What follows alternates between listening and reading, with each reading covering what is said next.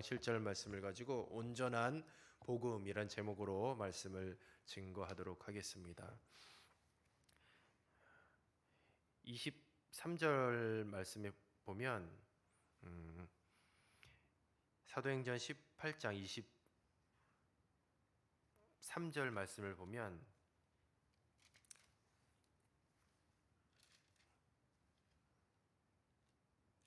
17장 23절입니다. 17장.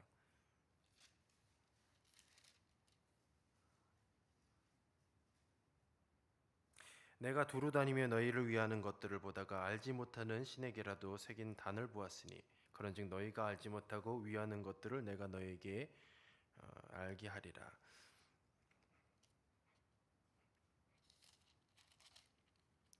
죄송합니다. 첫 스타트부터 제 메모를 잘못해놔서 다른 성경 구절을 읽어드렸네요. 오늘 이 본문 말씀은 바로 이제 바울의 3차 전도 여행의 시작을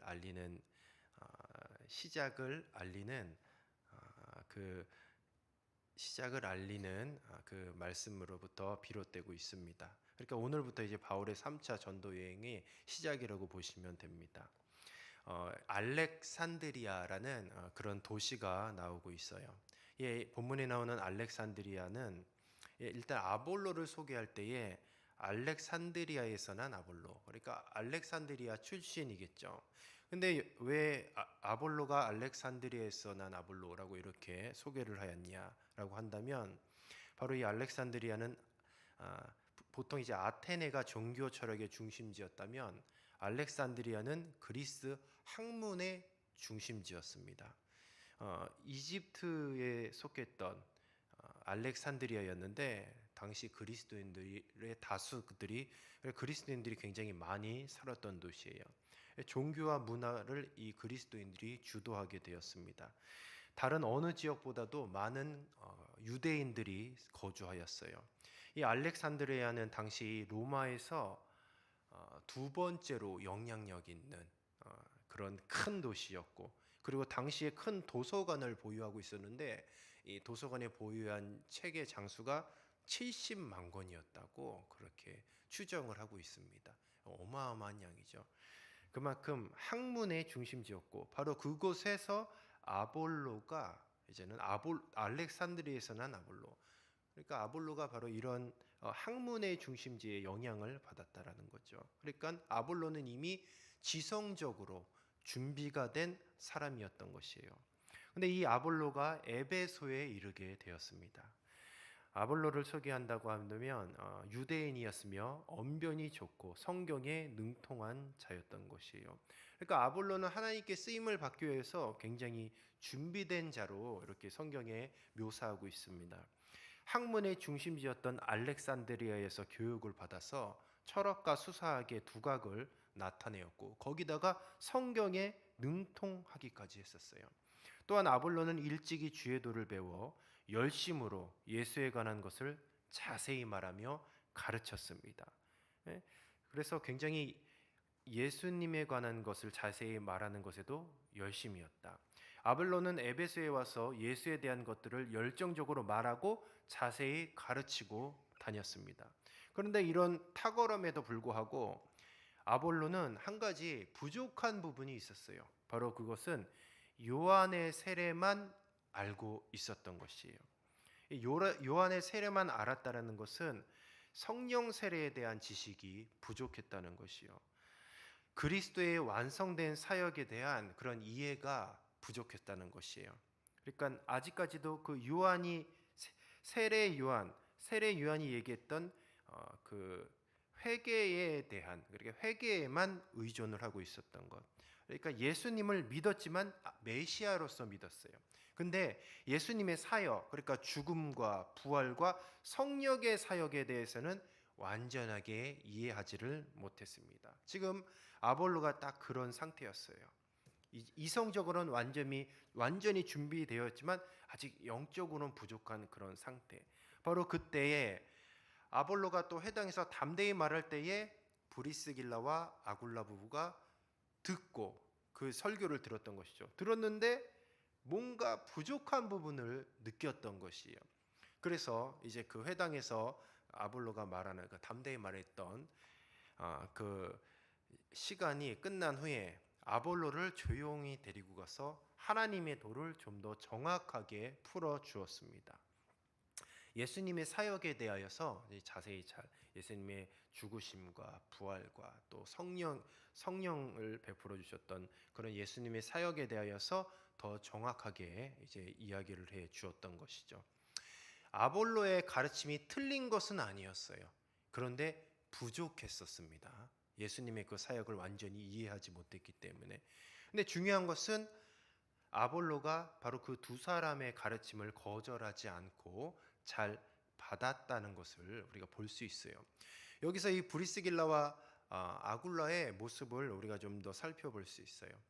아볼로가 이렇게 설교를 할 때에 부족한 부분이 있었습니다. 근데 공적으로 얘기할 수도 있었는데 그것을 조용히 다 듣고 은밀히 불렀어요. 아볼로를 조용히 은밀히 불고 딱 일어나서 그 틀리지 않았습니까? 이렇게 한 것이 아니라 은밀히 불러서 하나님의 도를 정확하게 풀어서 설명을 해 주었다는 거예요. 은밀히 불렀다는 것은 바로 아볼로의 권위를 존중하고 또 아볼로를 배려해 주었던 것이에요. 또 하나님의 도를 더 정확하게 풀어준 것은 바로 지적하려는 게 아니라 부족함을 채워주려는 것이요. 우리가 또 성도 간에 아니면 우리가 교회 신앙 공동체 안에서 어떤 잘못된 부분 아니면 연약한 부분이 있다면 이제 듣는 사람 입장은 알아요. 그것을 채워주는 것인가 아니면 지적하는 것인가.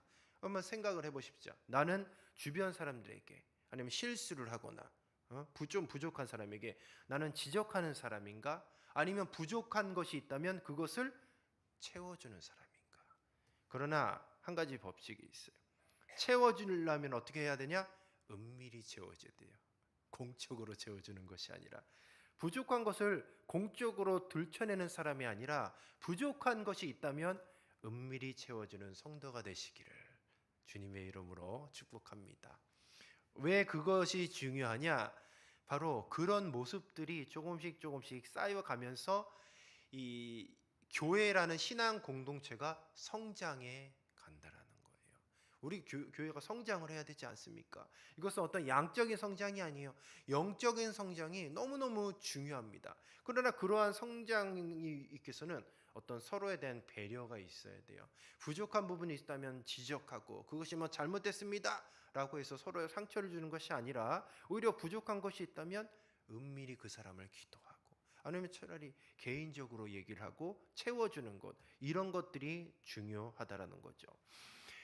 브리스길라는 바로 여성이죠. 여성인 브리스길라는 지금 아볼로는 선생이었어요. 선생. 당시에 말하면 학자였어요. 이 여성인 브리스길라가 남자 선생을 가르치고 있어요. 이 초대교회에서 브리스길라의 영향력이 상당했던 것 같습니다. 그런데 당시에 이런 일은 근데 있을 수 없는 일이에요. 당시에는 철저하게 뭐 남존여비적인 사고 체계들을 갖고 있습니다. 이 고대 세계는 지금보다 훨씬 더 그랬어요. 그래서 어떤 여성들이 가르치기는커녕 교육조차 받을 수 없는 그런 상황들이었어요. 그런데 여성인 브리스길라가 남자, 그것도 학자이자 선생인 아볼로를 가르쳤다라는 것은 이건 충격적인 일이었어요, 당시에. 심지어 바울은 로마서 16장 3절에 보면 이 브리스길라를 가리켜 동역자라고 부르고 있습니다.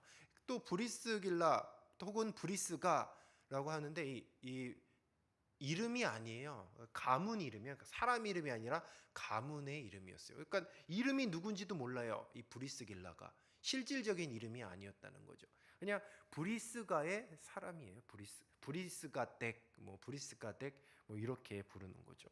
그런데 그렇게 당시에 하대를 받았던 여성인데 지금 그런 브리스길라와 아굴라가 이 남자 선생이었고 학자였던 아볼로를 가르치고 있는데 아볼로는 어땠습니까? 그것을 귀담아 들었다는 거예요. 마음을 열고 아굴라 부부에게 배우는 아볼로의 겸손이 눈에 띄는 것이에요. 그래서 우리가 어떤 그런 뭐 권고를 받고 나의 부족함을 상대방을 통해서 이렇게 얘기를 들었다고 한다면 그것을 너무 우리가 막 화를 내거나 그럴 필요가 없어요. 여기서 아볼로에게 배울 수 있는 것은 겸손하게 수용할 수 있는 것은 수용하는 것이죠. 진리를 향한 겸손과 또한 진리를 향한 열정이 아볼로에게 동반이 되었더니 아볼로의 모습이 어땠냐? 신앙의 진보가 있었어요. 틀림없이 진보가 있었습니다. 메시지가 달라졌다는 거죠. 그동안은 이제는 요한의 세례까지만 알았다고 한다면 이제는 이제 아볼로의 메시지는 무엇이? 예수 그리스도의 죽으심과 부활하심과 다시 오심에 대한 이 성경의 온전한 메시지를 증거할 수 있었던 것이죠. 아볼로가 겸손히 받아들이지 않았다면 그런 일이 있을 수가 없었던 것이요.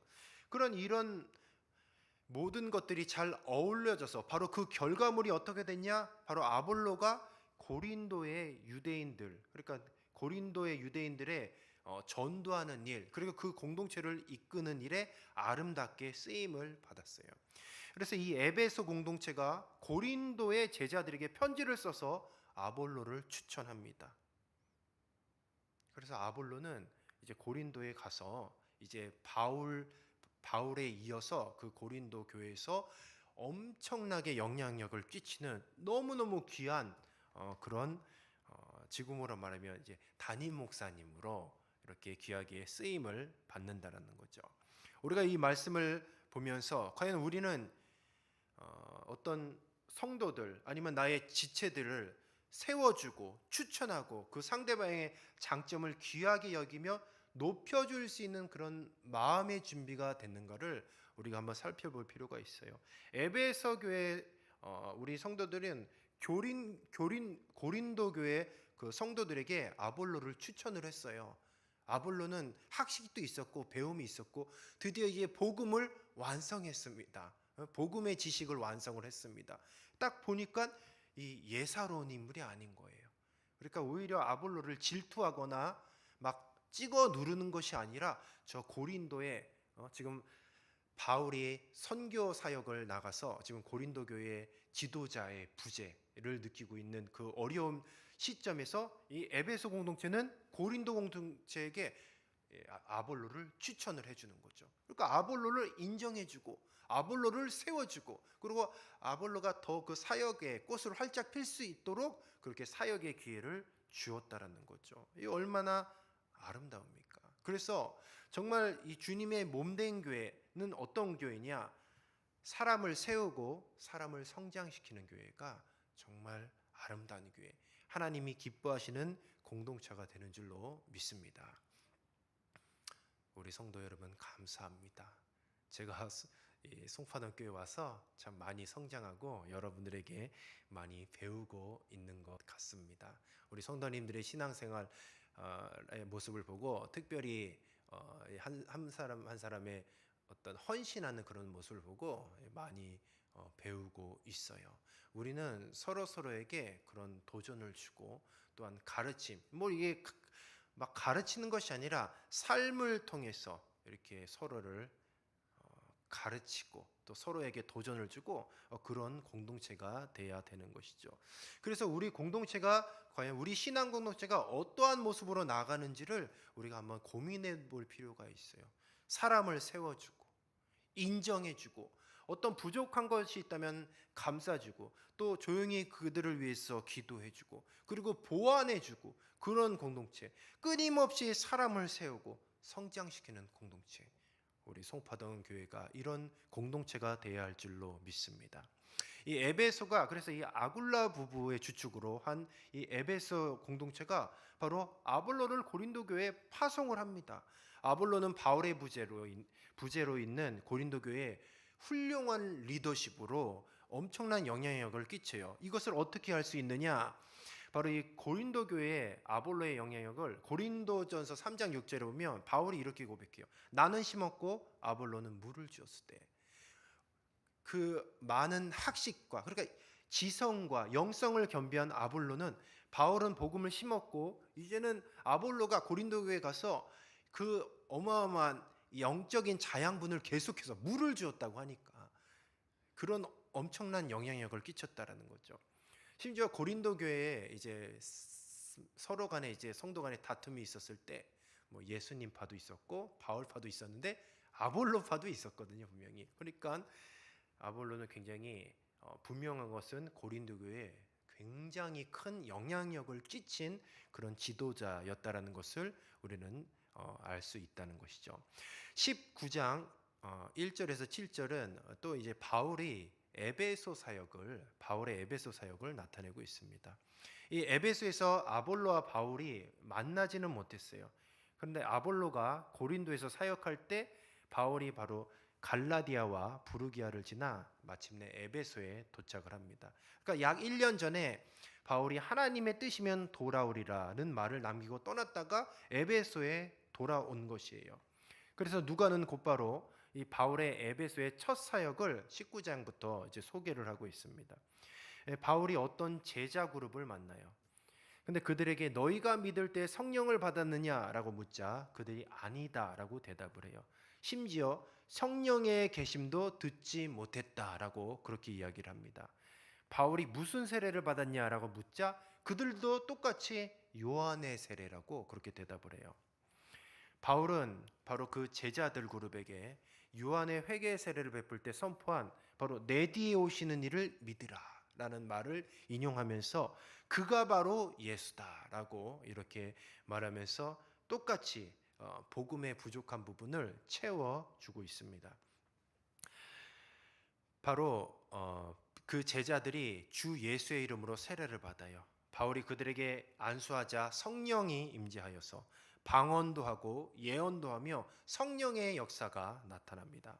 이 방언과 예언이 성령 임재의 필수 조건은 아니지만 이 누가는 성령이 임재했다는 사실을 강조하기 위해서 그리고 실질적으로 그런 일들이 일어났기 때문에 성령을 받고 또 방언과 예언을 하여 성령의 역사가 일어났다고 그렇게 기술하고 있어요.